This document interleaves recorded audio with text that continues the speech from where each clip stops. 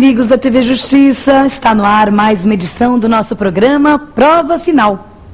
Eu sou Maria Patrícia Vanzolini, professora de Direito Penal, e esse programa é uma parceria da TV Justiça com a rede de ensino LFG.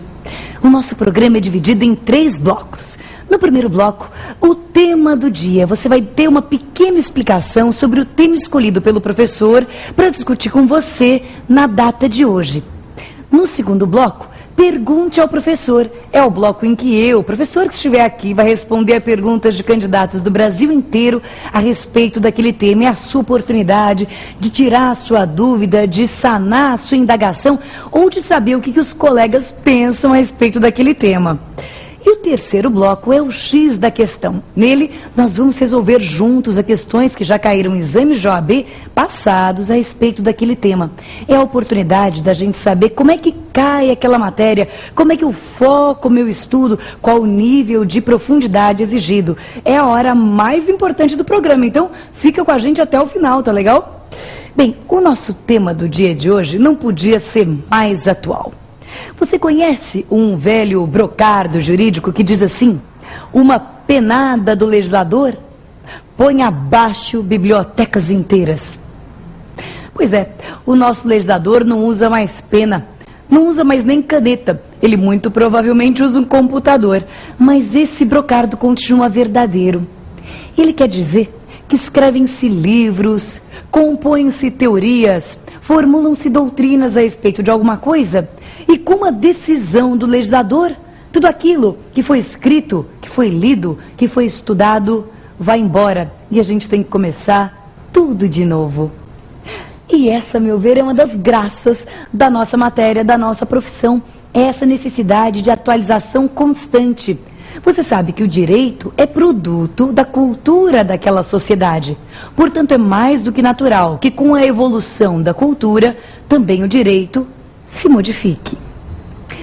E eu acho que poucas coisas mudaram tanto na nossa sociedade quanto os hábitos e o comportamento sexual. Você não acha? Pense na década de 40, a década em que o Código Penal foi editado. A vida sexual das pessoas era muito diferente. Os tabus, os paradigmas, os problemas eram muito diversos. É uma área em que realmente a sociedade experimentou uma evolução. Bem, nem sempre se pode chamar de evolução, mas pelo menos uma modificação muito grande. E é por isso que agora, em 2009, foi editada e entrou em vigor uma lei numerada como Lei 12.015 de 2009. Você se lembra de uma CPMI que aconteceu no ano de 2004 sobre a exploração sexual, pedofilia, exploração sexual? Pois é, já faz bastante tempo. Mas o fato é que todos os trabalhos daquela CPMI deram origem, foram embrião, foram nascedouro dessa nova legislação. Uma legislação, portanto, que tem a missão de, em primeiro lugar, limpar um pouco a nossa lei atual daqueles resquícios de um passado que não existe mais, de um passado de uma sociedade que não é mais a nossa. Mas, por outro lado, ser uma lei mais efetiva para que enfrentemos problemas muito atuais. Problemas que estão aí na crista da onda. Toda a questão de pedofilia, toda a questão de abuso sexual de crianças e adolescentes, prostituição infantil, enfim, questões que não eram tratadas com a devida profundidade no Código de 40. Então, o tema do dia de hoje é esse. São os crimes contra a dignidade sexual e o primeiro capítulo desse título, que são os crimes contra a liberdade sexual, que agora se resumem a 3. Antes eram 5, agora são só 3. Você quer saber quais são esses 3? Então, fica comigo que daqui a pouquinho eu te conto, tá legal?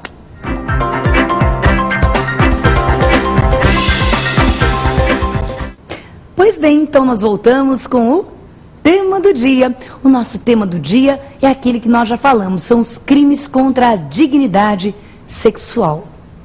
Bem, a primeira grande mudança que eu acho interessante você perceber é na nomenclatura. De fato, não há professor, não há doutrinador que não criticasse aquela nomenclatura esdrúxula, crimes contra os costumes.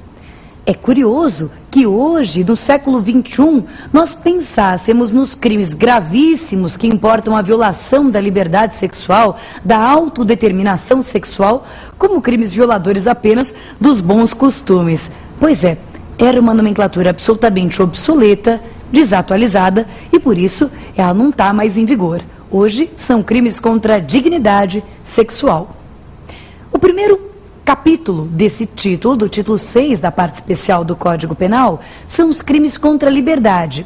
Esse capítulo já existia e antigamente ele tinha 5 crimes. Quais sejam? Estupro, atentado violento ao pudor, posse sexual mediante fraude, atentado ao pudor mediante fraude e assédio sexual. Hoje são só 3. Estupro, violação sexual mediante fraude e assédio. Então, o que aconteceu com os outros 2? Será que houve uma abolição crimes? Será que foram condutas descriminalizadas? Pois é, o estupro antes, eu me lembro que esse foi um dos primeiros programas que nós exibimos da matéria de penal. Se você me acompanha desde o comecinho, você se lembra que lá, num dos nossos primeiros programas, eu disse que o homem não podia ser estuprado, isso é até uma brincadeira, né? É algo tão famoso, era alguma coisa tão conhecida que não havia professor que não dissesse isso, não é mesmo? Pois é, veja bem, uma penada do legislador e lá se foi a minha explicação. Porque hoje o estupro é um crime mais abrangente do que era antes. Vamos fazer uma comparação mental? Como é que era antes? Antes nós tínhamos 2 delitos bem separados, tão separados que entre eles entendia-se que havia concurso material. Quer dizer, se um homem ou alguém, um homem, cometesse numa mesma circunstância fática estes 2 crimes, ele seria punido por 2 crimes, não era um crime só, eram 2 crimes. Quais eram esses 2 crimes? Em primeiro lugar, o estupro, que era o homem manter conjunção carnal, e conjunção carnal, você lembra, que era só a cópula vagínica, não era qualquer outro ato libidinoso, era só a cópula vagínica ou vaginal, ou seja, a introdução ainda que parcial do pênis na vagina, era só isso. Então, estupro era constranger mulher à cópula vagínica, a conjunção carnal. Era o crime do homem que constrangia a mulher à conjunção carnal. Quem podia cometer estupro? Só o homem. A mulher podia ser até coautor ou partícipe, mas quem era sujeito ativo? Era o homem. Quem era sujeito passivo? Era a mulher. Só a mulher podia ser constrangida à conjunção carnal. E qual que era o tipo objetivo, a tipicidade objetiva? Era essa, a conjunção carnal, a cópula vagínica. E por outro lado, havia um outro crime chamado atentado violento ao pudor. Esse crime de atentado violento ao pudor era um crime mais amplo. Era o crime cometido por qualquer pessoa contra qualquer outra pessoa, homem, mulher, mulher, homem, homem com homem, mulher com mulher. Não tinha nenhum pré-requisito. Uma pessoa que constrangia a outra a qualquer ato libidinoso fora a conjunção carnal. Então era o crime que cometia alguém que constrangia outra pessoa a qualquer ato libidinoso diverso da conjunção carnal. Então, o atentado violento ao pudor podia ser praticado por qualquer pessoa, sujeito ativo podia ser qualquer pessoa, o sujeito passivo também podia ser qualquer pessoa, e a conduta típica era o ato libidinoso diverso da conjunção carnal. Essa distinção entre estupro e atentado violento ao pudor começava criando grande confusão no imaginário popular.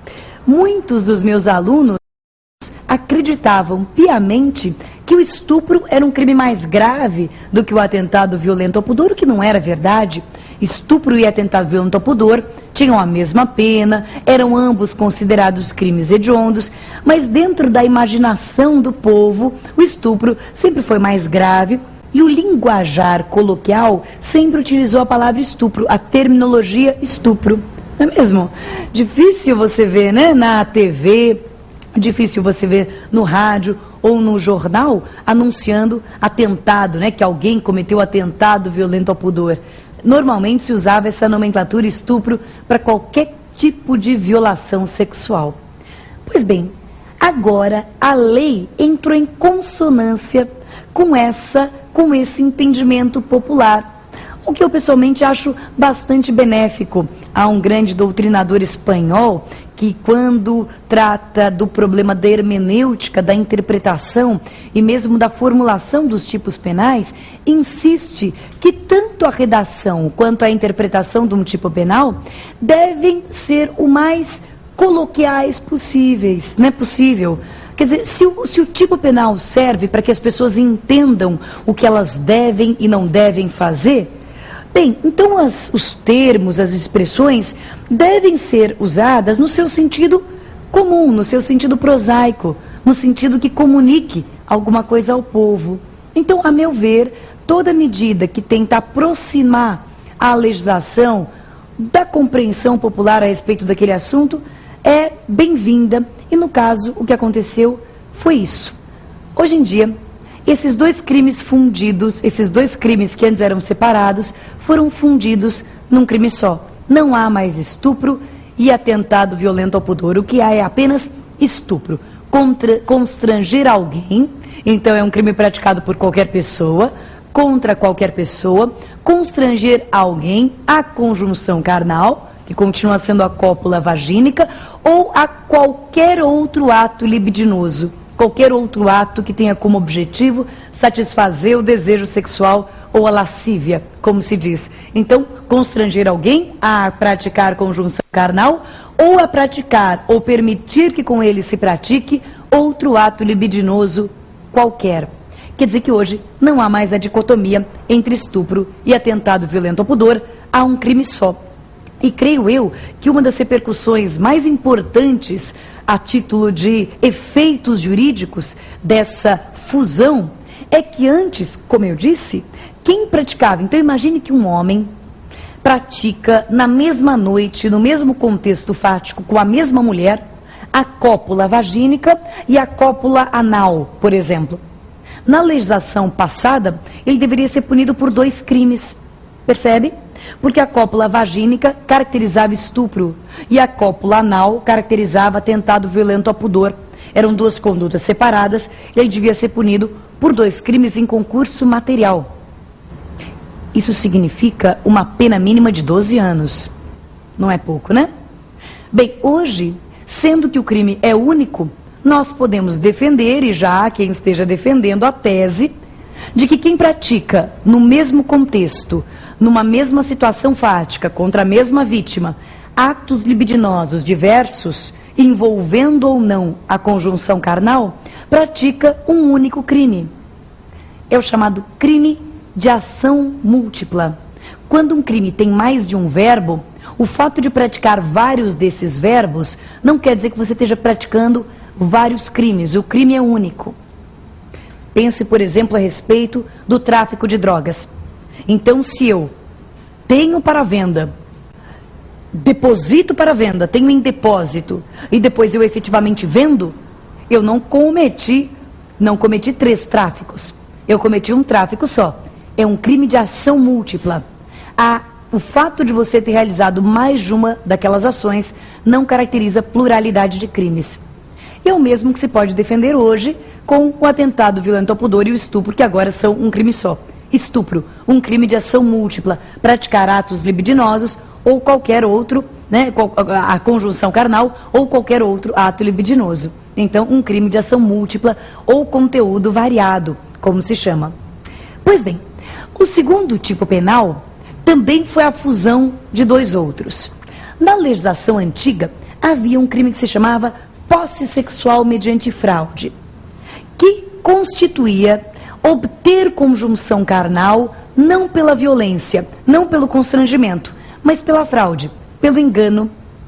E havia outro delito, que era o atentado ao pudor mediante fraude, que constituía em obter outros atos libidinosos mediante fraude, não constrangimento, mas mediante fraude. Vale dizer, a posse sexual mediante fraude estava para o estupro, como o atentado ao pudor mediante fraude estava para o atentado violento. Eles eram crimes paralelos. Tanto estupro quanto a posse versavam sobre conjunção carnal. A diferença é que no estupro havia o constrangimento e na posse sexual havia a fraude. A mesma relação havia entre atentado violento ao pudor e o atentado ao pudor mediante fraude. Ambos versavam sobre outros atos libidinosos, mas no atentado violento havia o constrangimento e no atentado ao pudor mediante fraude havia a fraude. Pois bem, hoje em dia, ambos os crimes fazem parte de um único tipo, chamado violação sexual mediante fraude. Então, hoje em dia, tanto atos libidinosos diversos quanto a própria conjunção carnal tipificam um único crime chamado de violação sexual mediante fraude. Portanto, hoje nós temos dois crimes paralelos: o estupro, conjunção carnal ou qualquer outro ato libidinoso mediante constrangimento, e, por outro lado, qualquer outro ato libidinoso ou conjunção carnal, mas agora mediante fraude. Apenas um detalhe, que eu creio que você já lembra, se você assistiu a aula, lembra da última aula sobre isso, e aqui eu reforço. Cuidado, porque se a vítima estiver numa situação em que ela pode até prestar o consentimento, mas esse consentimento não é válido, então nós não vamos ter nenhum desses dois crimes, nem estupro, nem a violação sexual mediante fraude. Se a vítima estiver numa situação em que o seu consentimento não é válido, e aí eu vou dar exemplos, porque essa matéria será tema do nosso próximo programa, que são os crimes contra vulnerável. Então eu não vou adiantar muito a matéria, vou deixar aqui em suspense um pouquinho. Mas só adiantando, se a vítima estiver numa situação em que ela não pode prestar consentimento válido, o crime não está nesse capítulo 1, ele está no capítulo 2, que também foi modificado, e muito. Então lembre-se que a vítima menor de 14, a vítima alienada mental, ou a vítima que não pode oferecer resistência, não pode ser sujeito passivo do crime de estupro ou do crime de violação sexual mediante fraude. Ué, Patrícia, mas então ela vai ser sujeito passivo de que crime? Se eu mantiver, seja mediante violência, seja sem violência, se eu mantiver atos libidinosos ou conjunção carnal com uma criança de 13 anos, se eu, Patrícia, mantivesse atos libidinosos com um garoto de 13 anos, então eu não cometo crime algum?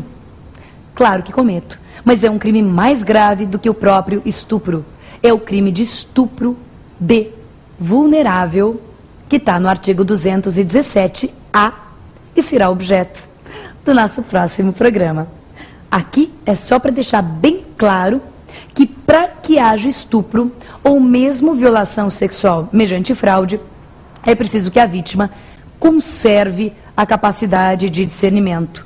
E em determinados casos, já é uma premissa da lei, eu não vou falar mais presunção de inocência, porque esse termo não é mais empregado, mas já é uma premissa da lei que aquela pessoa não tem capacidade de discernimento. Por exemplo, o menor de 14, o alienado mental, ou aquela pessoa que não possa oferecer resistência. Então, esses casos que muitas vezes são aí tristemente noticiados na mídia, por exemplo, de rapazes que encontram uma moça ali que se alcoolizou, uma festa, tomou demasiado álcool e está ali desacordada, e os rapazes aproveitam aquela situação para abusar sexualmente da moça, não cometem estupro, cometem um crime mais grave, que se chama estupro de vulnerável. Então essa é uma outra modificação importante na lei, que vai ser melhor explorada no próximo programa, mas que aqui eu já tenho que apontar. Na lei anterior, o estupro poderia ter sido cometido com violência real ou violência presumida. Casos em que eu presumo ausência de capacidade para prestar discernimento. Percebe? Na legislação passada, o estupro podia ser cometido com violência real ou com violência presumida, ou seja, em situações em que a lei presume que a vítima é incapaz de prestar o seu discernimento. Hoje não. Hoje estupro é só com violência mesmo, violência ou grave ameaça. Porque se houver uma dessas situações em que a lei presume que a vítima não é capaz de prestar o seu discernimento, o crime também não será de estupro. Será um outro tipo penal, que se chama estupro de vulnerável. É um outro tipo, não é o 213, não é o que estamos estudando aqui, é um outro tipo penal. Ok? Muito bem. Então nós já vimos os dois primeiros crimes. O último crime, que é o que sofreu menos modificação, é o assédio sexual. O assédio sexual é um crime mais ou menos novo, não é um crime que foi colocado no Código desde 40, até porque ele é reflexo mesmo, eu creio, das grandes modificações sociais, da introdução da mulher no mercado de trabalho, tudo.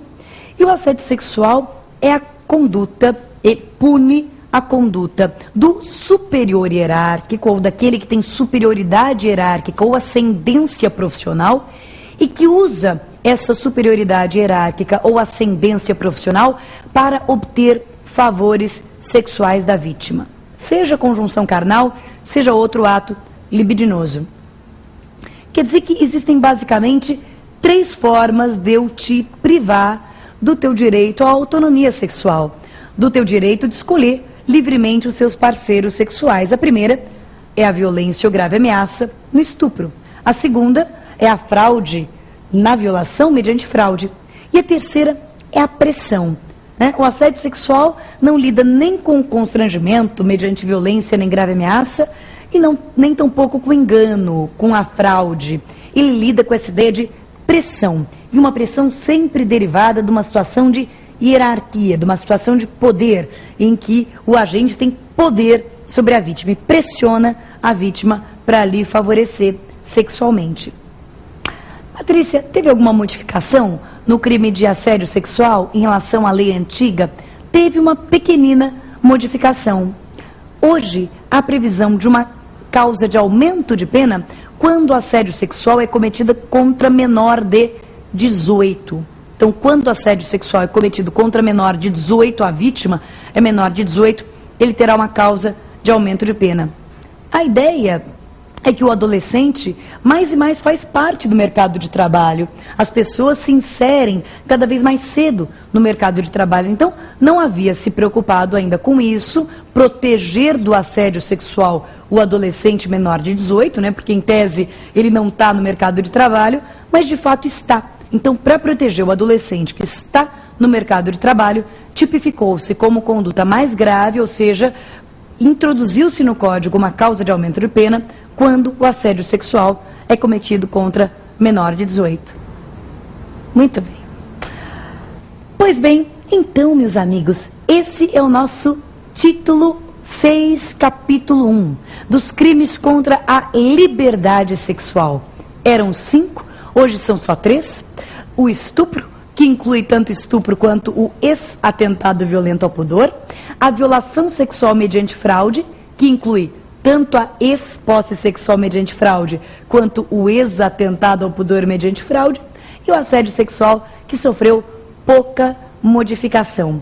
O segundo capítulo deste título 6 é o que sofreu as mais profundas alterações. É o capítulo que fala da vida sexual dos vulneráveis. Esse próprio conceito de vulneráveis foi uma novidade na lei. Ele não existia no nosso ordenamento jurídico.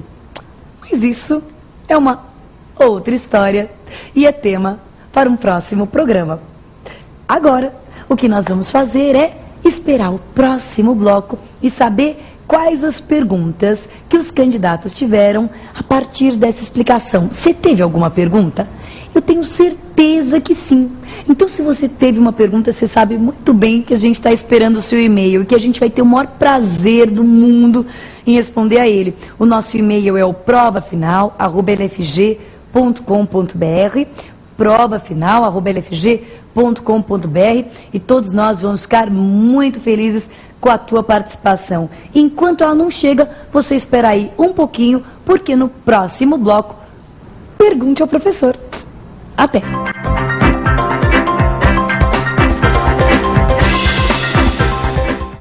Muito bom, estamos de volta. O tema do dia, você já sabe, são os crimes contra a dignidade sexual, as mudanças da lei 12.015. Então, se você está chegando agora, ainda é tempo de aprender um bocado de coisa sobre todas as coisas que foram modificadas com a nova legislação. Lembrando que no próximo programa a gente vai continuar o tema até esgotar todas as mudanças da nossa legislação, que essa nova legislação provocou, implementou. Muito bom, e agora, pergunte ao professor. Nós vamos ver as perguntas que surgiram a partir da exposição do tema. Então, vamos ver quais foram elas? Primeira pergunta. Professora, quer dizer que o atentado violento ao pudor foi descriminalizado? Muito bom, é uma pergunta interessante. O candidato aqui perguntou se o atentado ao pudor foi descriminalizado. É uma pergunta bastante pertinente. Existe uma diferença imensa entre um artigo de lei ser revogado e uma conduta ser descriminalizada. Você se lembra que a descriminalização chama-se abolitio criminis, quer dizer, quando há a descriminalização de uma conduta, ocorre o que nós chamamos de abolitio criminis. Portanto, aquela conduta, deixando de ser crime, gera uma série de efeitos para os processos em curso, para os processos passados, enfim, gera uma série de efeitos jurídicos. A abolitio criminis, em primeiro lugar, trata-se de uma causa de extinção da punibilidade. Então, entendo havido a descriminalização quando há, de fato, a descriminalização de uma conduta, como houve, por exemplo, no caso da sedução e do adultério, que foram descriminalizados em 2005. Quando há, de fato, uma descriminalização, então, uma abolitio criminis, isso significa que todos os processos instaurados, todos os inquéritos abertos para apurar aquela conduta têm que ser imediatamente encerrados. Todas as pessoas que já tiverem sido julgadas um dia por aquela conduta são atingidas pela abolitio criminis. Então, quer dizer que se estiverem em fase de execução de pena, tem que encerrar imediatamente a execução, tem que soltar a pessoa. A abolitio criminis, então, é um apagador que apaga o crime, é como se ele nunca tivesse existido no ordenamento jurídico. Foi isso que aconteceu com o atentado violento ao pudor? Quer dizer que descriminalizou? Tornou-se uma conduta atípica? Liberou? Quer dizer que agora pode constranger alguém mediante violência ou grave ameaça a um ato libidinoso que não seja conjunção carnal? É claro que não. O que houve no caso do atentado violento ao pudor foi uma mera revogação formal do artigo, não uma descriminalização da conduta. A conduta continua sendo típica, mas agora ela integra outro tipo penal, que é o artigo de estupro. É um fenômeno que nós estamos habituados a chamar de continuidade normativo típica. Presta atenção nessa expressão, que ela é bem interessante, o STF vive usando, o STJ também, continuidade normativo típica. Quem trabalha essa ideia muito bem é o português Taipa de Carvalho, que tem uma excelente obra sobre a aplicação da lei penal no tempo, e a ideia de continuidade normativo típica é essa mesma. A conduta continua sendo típica, ela jamais deixou de ser típica, não houve uma solução de continuidade, entenderam? Não teve uma quebra, nunca deixou de ser típica em momento algum, mas ela passou a ser típica de uma outra conduta. Portanto, não houve descriminalização com nenhum dos efeitos que ela geraria. Então, quer dizer, não houve extinção da punibilidade dos processos em curso, nem dos processos já encerrados. A conduta não se tornou atípica, não liberou, não pode, enfim. Houve descriminalização do atentado violento ao pudor? Não. Houve uma readequação típica. Agora, o atentado violento ao pudor, a conduta que antes era tipificada como atentado violento ao pudor, hoje é tipificada como estupro. Houve uma continuidade normativo típica. Ok? Mais uma pergunta excelente. E vamos ver a próxima. Professora, o que quer dizer ato libidinoso? Um beijo na boca, por exemplo, é um ato libidinoso? Olha, O que é um ato libidinoso? O ato libidinoso é qualquer ato de cunho sexual, qualquer ato que tenha como objetivo satisfazer a lascívia. Então, aqui eu tenho apenas duas observações. Sim, um beijo na boca, o beijo roubado, o beijo sensual, pode sim ser considerado ato libidinoso. Eu queria só fazer duas observações. A primeira é que para o ato ser considerado libidinoso, é preciso que haja, de fato, essa intenção sexual, essa intenção, né, de satisfazer o desejo, a lascívia sexual. Existem determinados atos que eu acho que é difícil negar a sua natureza de libidinosos, né? A cópula oral, por exemplo, né? A felácio in ore, a cópula anal, por exemplo, é difícil negar que tem um cunho libidinoso. Agora, existem atos em que é preciso ter muita responsabilidade, muita tranquilidade, serenidade na hora de tipificá-los como libidinoso, porque isso pode ser muito grave para a vida dos envolvidos. Um ato libidinoso, aqui que caracteriza estupro, torna a pessoa autora de crime hediondo. É um crime que tem consequências muito severas, inclusive na fase de inquérito policial, quer dizer, ainda que mais adiante a pessoa seja absolvida, já houve um dano bastante grande. Então é preciso ter muita tranquilidade na hora de apurar, de fato, a finalidade libidinosa. Portanto, um beijo na boca que não tenha finalidade libidinosa, eu não vou aqui pré-julgar, coisa que eu não posso, não gosto e nem devo fazer. Mas foi aí noticiado na mídia, não sei se você acompanhou o caso de um italiano que beijou a filha na boca numa praia em Fortaleza. E foi ele denunciado, então instaurou-se inquérito, foi inclusive preso, ficou algum tempo preso e já foi liberado. Veja, não quero aqui dizer o que aconteceu, até porque não poderia dizê-lo, mas a descobrir-se, né? Imaginemos que nós pudéssemos entrar na cabeça desse homem, entrar no coração desse homem e ter certeza de que não havia mesmo nenhuma finalidade libidinosa. O ato em si do beijo na boca, nesse caso é claro que não foi um beijo lascivo, não foi um beijo, enfim, não foi um beijo com esse teor, foi provavelmente um encostar de lábios, né? E esse encostar de lábios, se não há finalidade libidinosa, de fato não pode ser considerado. Então a minha ponderação é que na hora de descobrir se o ato era libidinoso ou não, há que se pesquisar um pouco a finalidade desse ato. Existem atos cuja finalidade é um pouco autoevidente. Eu dei aqui o exemplo da cópula anal. Mas existem atos cuja finalidade tem que ser investigada com um pouco de cuidado. Se for comprovada a finalidade libidinosa, ele se enquadra, sim, no conceito de ato libidinoso. Mas é preciso investigar com muita tranquilidade e com muita serenidade. A segunda observação que eu tenho a fazer é quanto ao princípio da proporcionalidade. Então, imaginemos que seja um beijo na boca claramente libidinoso. Então, eu estou aqui, de repente um colega se empolga, me segura pelo braço, me rouba um beijo na boca, com uma finalidade libidinosa, ou apalpa, a tal das apalpadelas nas partes pudendas, apalpa o meu corpo, as minhas partes pudendas. Imaginemos que isso seja feito com uma evidente intenção libidinosa. Bom, o ato é libidinoso, não há dúvida, mas caracteriza estupro. O antigo atentado violento ao pudor e agora o estupro. Aí há que ser feita uma observação de política criminal. Do ponto de vista técnico, para uma prova de múltipla escolha, uma prova em que eu não tenha muita margem para elocubrar, sim, é um ato libidinoso, ao qual eu fui constrangida à força, então evidentemente que se enquadra no estupro. Acontece que, como eu disse para você, o estupro é um crime hediondo. É um crime com consequências muito graves. O estupro é um crime cuja pena mínima é de 6 anos e eu preciso ficar pelo menos 2/5 da pena em regime integral fechado. Quer dizer, eu vou ficar ali quase 2 anos numa penitenciária fechada. Fechada.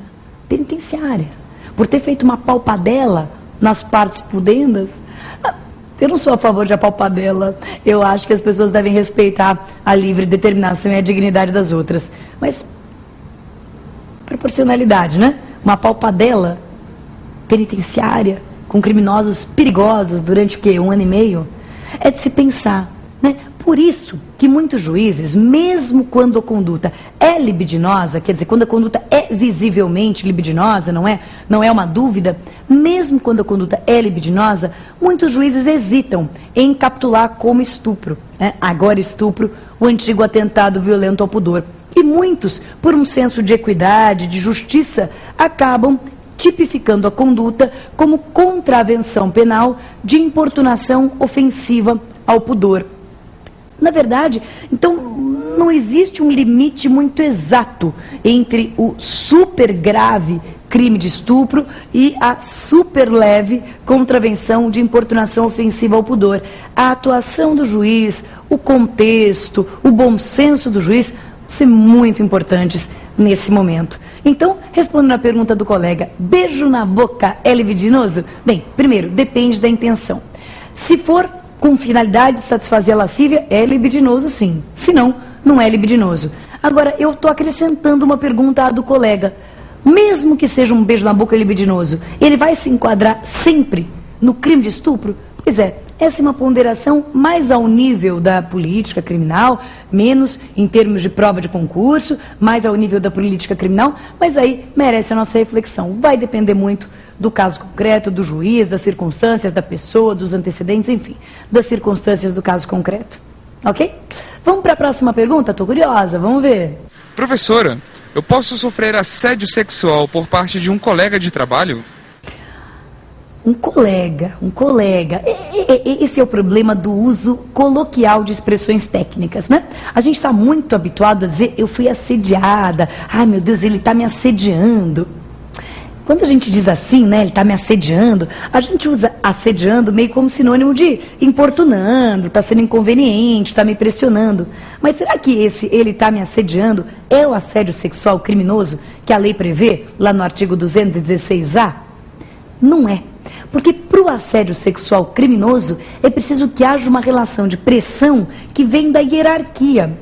Um colega meu não tem poder sobre mim. Então que ele pode me chatear, ser uma pessoa inconveniente, enfim, né? Mas ele não pode me pressionar a lhe prestar favores sexuais no sentido de usar do seu poder para me convencer a prestar favores sexuais. Portanto, respondendo a pergunta aqui, bela pergunta do candidato, não tem assédio sexual, estrito sensu, entre pessoas que estão ali na mesma hierarquia profissional. É preciso que haja esse componente, o componente do poder, o componente seja da hierarquia em sentido estrito, seja da relação de superioridade, né? Eu posso dizer aqui que o dono da empresa onde eu trabalho não é exatamente meu superior hierárquico, mas ele tem evidente direito de vida e morte sobre a minha vida profissional dentro da empresa. Então é claro que ele tem uma ascendência sobre mim, não é mesmo? Um poder derivado do posto dele sobre mim. E se ele usar esse poder, aí há assédio sexual. Agora lembra até do filme, né? Tem um filme, não tem? Com a Demi Moore. O pessoal lembra que uma vez havendo a relação de poder, o assédio sexual é democrático. Então se a mulher for o chefe e o homem ali o subordinado, tem assédio sexual, de mulher para o homem, do homem para a mulher, de um homem para outro homem, de uma mulher para outra mulher, né? Desde que haja essa relação, essa desproporção, essa relação de hierarquia e poder. Tudo bem? Legal. Vamos para a próxima. Professora, quem é que deve entrar com o processo nesse tipo de crime? Puxa vida, por isso que eu fico feliz com as perguntas, né? Porque a gente sempre deixa de falar alguma coisa, né? Escolhe não falar e às vezes são coisas super importantes. É verdade, essa foi uma modificação grande na lei. Ela vai ser objeto de programas futuros. Nós vamos fazer toda uma série que se inicia hoje. Então, se você está chegando hoje, não deixa de acompanhar a prova final daqui para diante, penal, porque nós vamos fazer todo um pente fino na nova legislação. Mas o fato é que é bom já responder desde logo. Houve aqui uma mudança grande. Antes, o crime de estupro e o crime de posse sexual mediante fraude, todos esses crimes eram de ação penal privada. A ação penal era privada como regra. E aí havia algumas exceções, tornando a ação pública.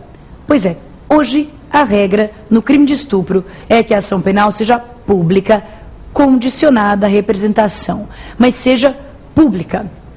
Já havia uma grande crítica da doutrina de como deixar um crime tão grave, um crime que faz mal não só para a vítima, mas a toda a sociedade, como deixar um crime tão grave só nas mãos da vítima. E parece que o legislador ouviu a esses apelos e transformou o estupro num crime de ação penal pública condicionada à representação. Você já sabe que é a representação. Representação é uma autorização da vítima para que o Ministério Público entre com o processo. Então, é ação penal pública condicionada à representação da vítima.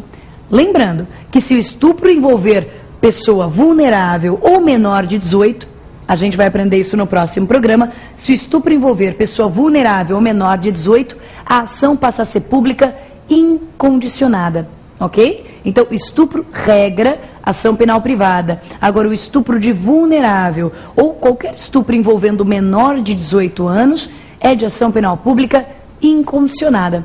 Tranquilo? Muito bom, vamos para a última pergunta.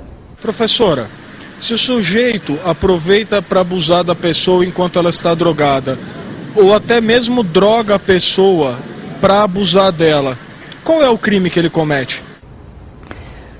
Pois é uma pergunta que me dá a oportunidade de falar de novo e de novo, reforçando essa mudança muito importante da nova legislação. Se essa pergunta tivesse sido feita para mim há 2 meses atrás, eu diria que o crime é de estupro ou de atentado violento ao pudor, conforme o caso de abuso, né? Não sei se o abuso era conjunção carnal ou outros atos libidinosos. Seria crime de estupro ou atentado violento ao pudor com a chamada violência presumida. A vítima estava numa situação em que não podia oferecer resistência. Havia violência presumida. Hoje não há mais a figura da violência presumida. Hoje, quando a vítima está numa situação em que o seu consentimento não é válido, o tipo é outro. Percebe? Antes o tipo era de estupro, só que na modalidade de violência presumida, mas o tipo era de estupro. Agora o tipo penal é outro e mais grave do que o estupro. Hoje o tipo penal é outro, que se chama estupro de vulnerável. Aí você pode perguntar, mas Patrícia, o estupro de vulnerável não é uma modalidade de estupro? Não, ele é um crime à parte, ele é um crime autônomo, ele está em outro artigo, ele tem outra pena. Então, um crime de estupro de vulnerável, ok? Agora, só complementando a pergunta do candidato, que aliás é muito bacana, cuidado, porque quando eu obtenho a violação mediante fraude, isso é um crime chamado violação sexual mediante fraude. Mas imaginemos que eu, mediante fraude, drogue a pessoa. Eu uso de fraude para drogá-la. E ela, uma vez desacordada, sofre o abuso. Percebe? Eu uso da fraude para conseguir dopá-la. E depois dela dopada, realizo o abuso. Que crime eu cometo? É violação sexual mediante fraude? Que é bem levinho? Não. É estupro de vulnerável.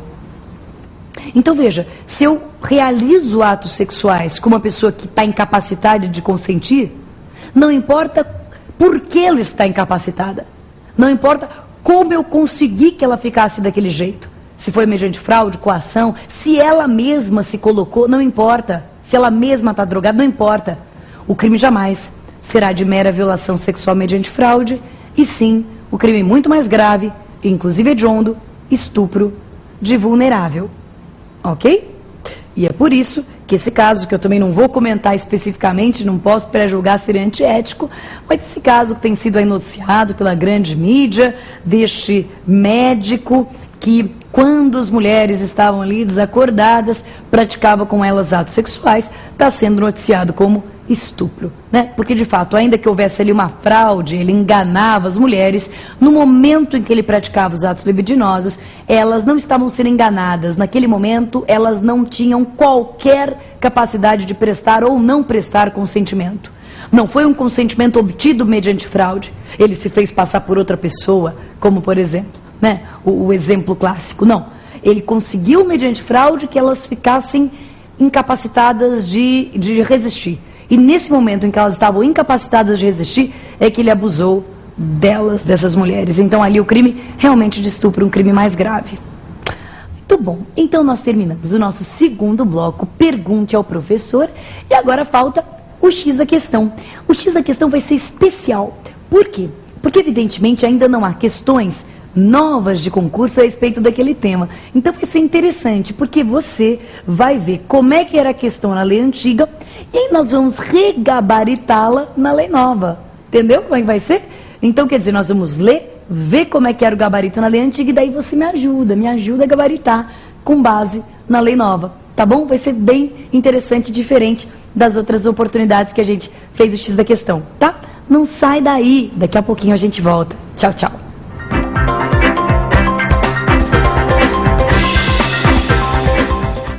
Tudo bom? Estamos aqui de volta.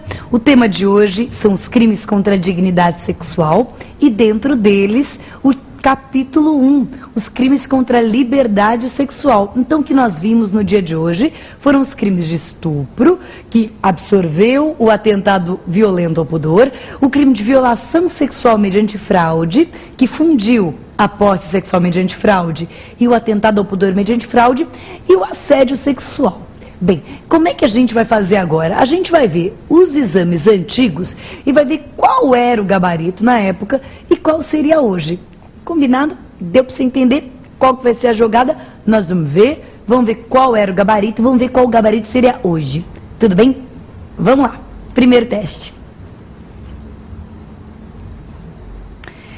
Assinale a opção correta com relação aos crimes de estupro e atentado violento ao pudor. Bom, a primeira coisa que você sabe é que não existe mais atentado violento ao pudor que não foi descriminalizado, e sim absorvido pelo estupro. Então, vamos lá no texto. Isso.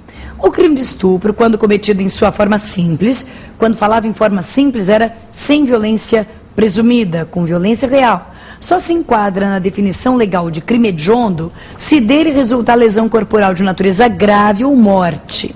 Eu vou ler todas e daí nós vamos fazer uma consideração. Vamos para a próxima?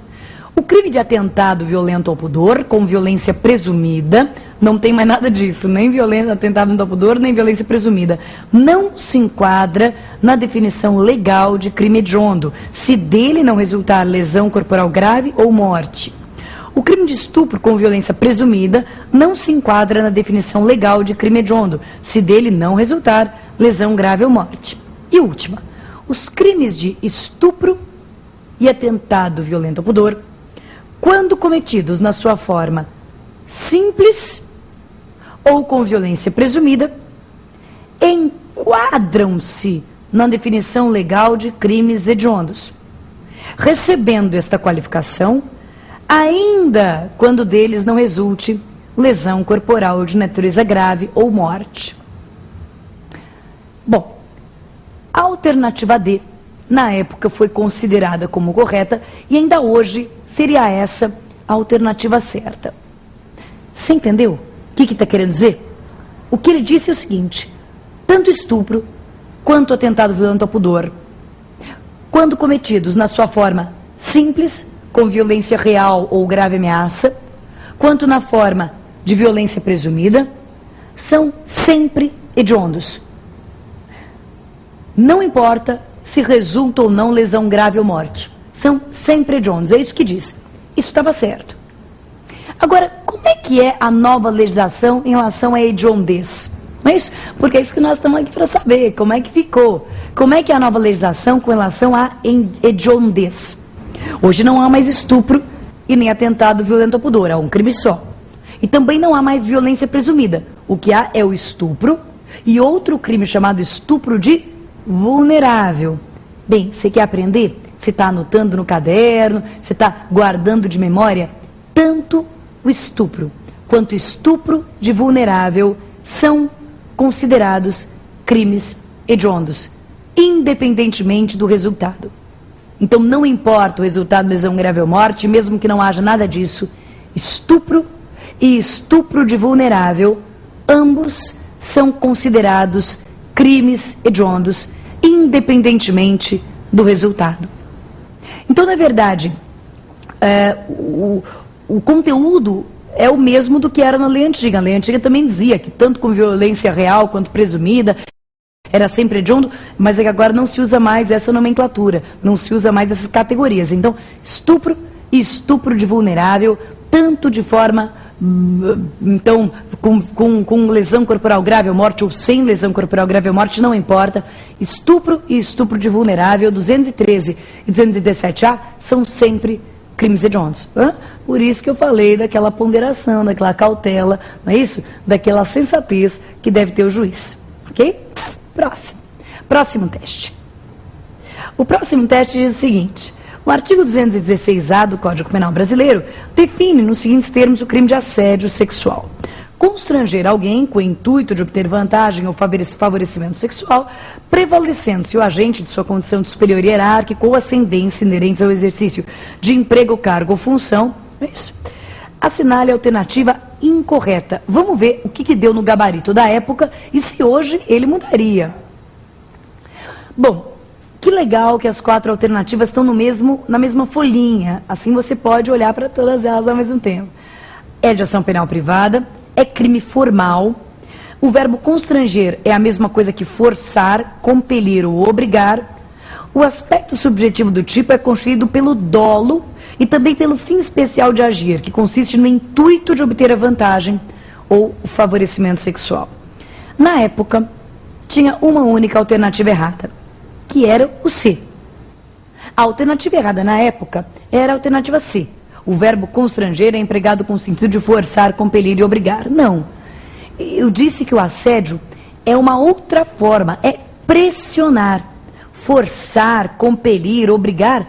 Isto é o constrangimento, que é lá o atentado do Pudor ou estupro. Antigamente, hoje, só é estupro. Então, não é obrigar, né? Não é no sentido de compelir, é no sentido de pressionar, é no sentido de fazer uma pressão, mas não é obrigar. Então a alternativa errada na época era a C. Hoje teria uma outra, já descobriu? Hoje a outra alternativa errada seria a. Os crimes contra a liberdade sexual não são mais de ação penal privada em regra, são de ação penal pública condicionada à representação. Então hoje A e C estariam erradas. Na época, só a C estava errada, a A estava certa. Tudo bom, meus amigos? Ai, o que eu acho legal é que a gente pega uma coisa totalmente nova, mas se a gente tiver um trabalho tranquilo, um trabalho organizado, um trabalho calminho, ponderado, a gente rapidinho domina tudo aquilo de novo. E quando a gente dominar tudo aquilo de novo, muda tudo de novo, né? E essa é a nossa sina. É estar sempre correndo atrás e se atualizando. Mas eu também acho que essa é a graça do negócio. Então não perca, porque nós estamos apenas no primeiro capítulo de uma série. Os próximos programas serão sobre as mudanças da Lei 12.015. E meu amigo, minha amiga, eu posso te dizer uma coisa, isso vai bombar em concurso. Não tenha dúvida de que daqui para o final do ano só vai dar isso. E se você aprender aqui com a gente, aprender aqui no Prova Final, aprender aqui na TV Justiça, você vai estar super capacitado para fazer qualquer prova que você for prestar, tá bom? Fique firme, continue os estudos, se atualize sempre, não pare nunca, não pare de andar, porque quem para de andar, você sabe, né? Fica para trás, rapidinho, não pare, caminhe tranquilo no seu passinho, porque tudo vai dar certo, tá tudo no nosso controle, tá tudo no seu controle e tudo vai dar certo para você, tá bom? É o que eu desejo e é o que eu sei que vai acontecer, tá? Até o próximo programa. Tchau, tchau.